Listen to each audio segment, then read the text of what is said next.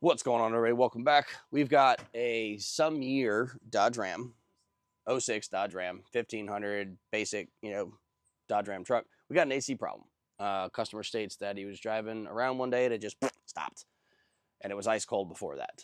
He did say it was intermittent though, in and out every once in a while. So we're gonna jump in and see what's going on. I did hook up my machine. It's got refrigerant in it. We got some good static pressures. They're equal, 70 psi. Granted, pressures are, I'm not going to say the system's low. I'm going to say pressures are low. It's a little cool out. You guys know refrigerant. Refrigerant, the way that pressures work on the gauge is based on how fast the refrigerant is moving in the line, not how much is actually in there. So if anyone ever tells you, oh, the gauges tell me it's low, they're lying to you. That's not how that works. You have to recover it in order to find out how much is in there. It's based on temperature. So first things first, let's just confirm that this AC system does not kick on, and we'll go from there.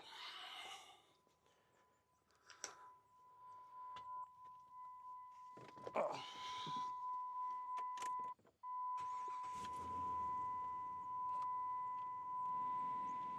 right, AC switches are on. Fans on, cold, AC, front. And we've got no compressor engagement. All right, can we get a test light?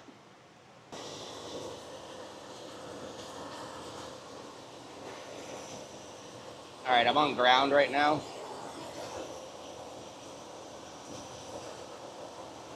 Nothing. No power. I've got ground going straight through. So our clutch coil is fine.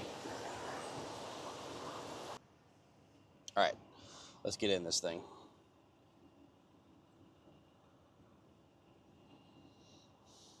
All right, where are we at? Dodge. What did we say we were in 06? Let's try automatic ID. Okay, we're good. 06 Dodge Ram 57. All right, we're going to go into our engine, and we're going to check and see if we have...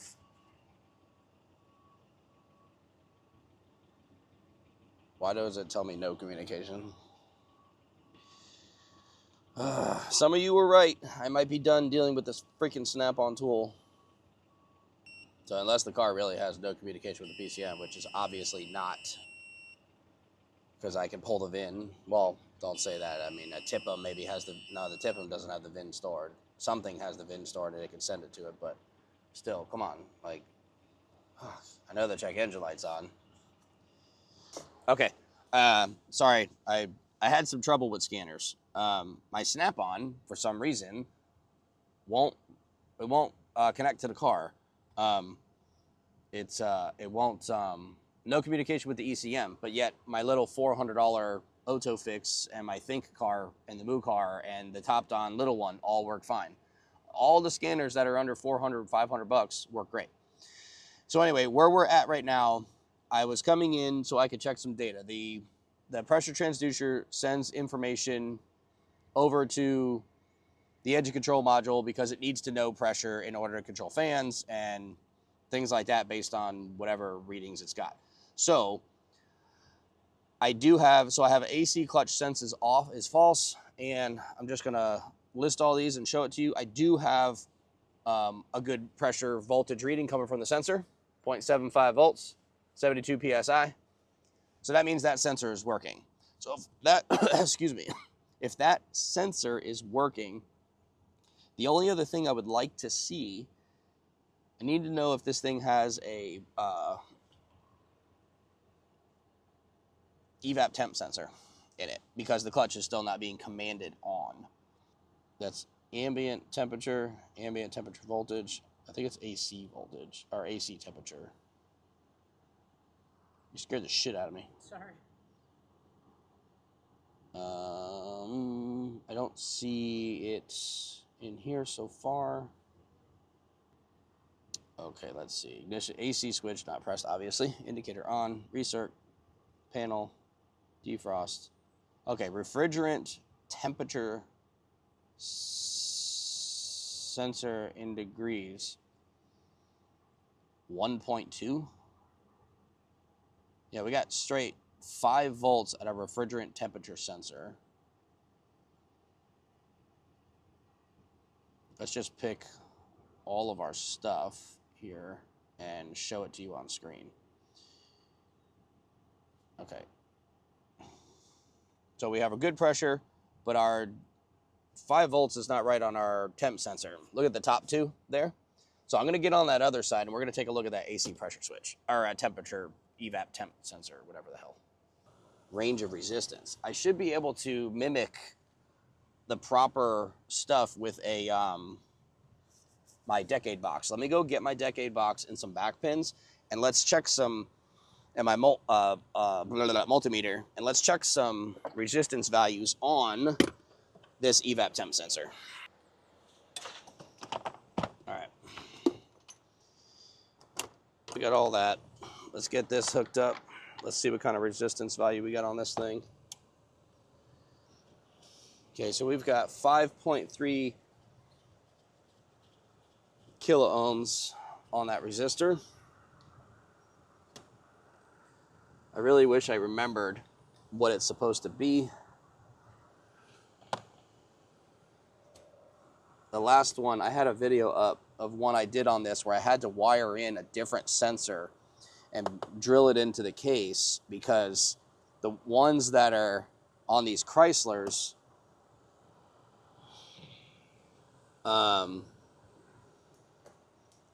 that go in the evap core, yeah, I unplugged that and nothing changed. Assuming that's correct, refrigerant temp sensor should be. So if we put this in, yeah, we got 5.2 kilo ohms on that. So what we're gonna do here, we're gonna take our decade box, we're gonna adjust our resistance value going in to the AC control head here, and see if we can get this thing to come on or not. So none of it is changing on the scanner, so I'm wondering if something, I can change my kilo ohms down here. It should kick on with one of these here. The amount of kilo ohms, I'm giving it anywhere between 4 and something. So I'm gonna assume that this evap temp sensor is okay, and that the wiring, wherever it's going, is not getting to its location, and that could be why we have some of those open circuit codes. So let's go look at the diagram and find out where this is running, so we can back pin and test for some continuity along that line. All right, let's go find evap temp sensor.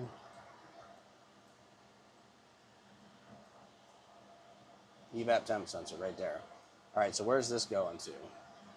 AC control head. All right, so AC control head, we got to get that out, and we're going to be on pins 6 and 7, and we should be able to check for continuity along those lines, make sure it's getting to this, because right now I don't think it is. All right, let's go check that out.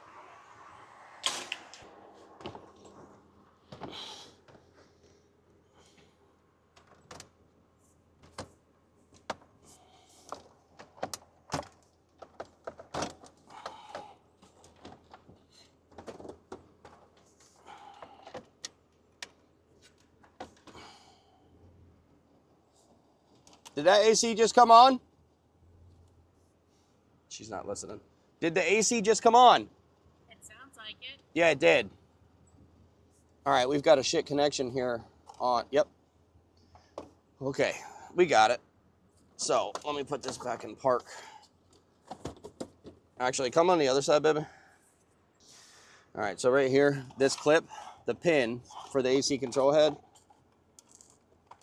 it wasn't inserted all the way. And it's got a bad, yeah, I can hear the clutch coming on. I'm gonna try to move it around. No, it's staying on, and yeah, it's blowing cold. I'm watching the pressures on the machine outside. Let me put this back real quick.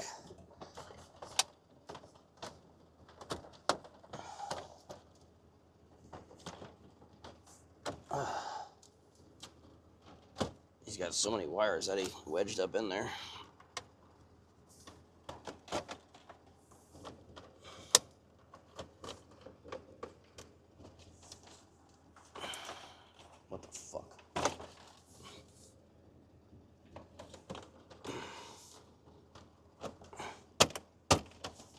got damn kids and all these freaking things they're putting in the dashes today.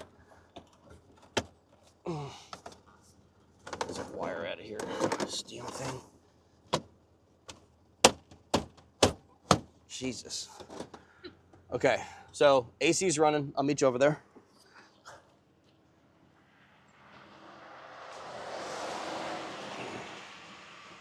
So AC's running. Clutch is running. We're gonna go in and just show you some data on there, or what I gotta disconnect what I did. So this is all still hooked up. So we're gonna pull this. The AC would have kicked off. I can hear the change in it. We're gonna plug this back in and make sure this is good. Very hard to do with one hand.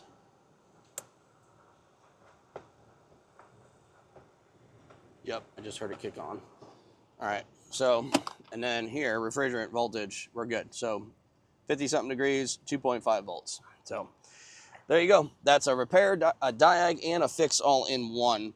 When someone pulled this apart, they never hooked the connector all the way back into the control head. And that was his issue. That's why all of a sudden it just went to crap. So that's it. We're done here. Hope you enjoyed the video. We'll see you on the next one.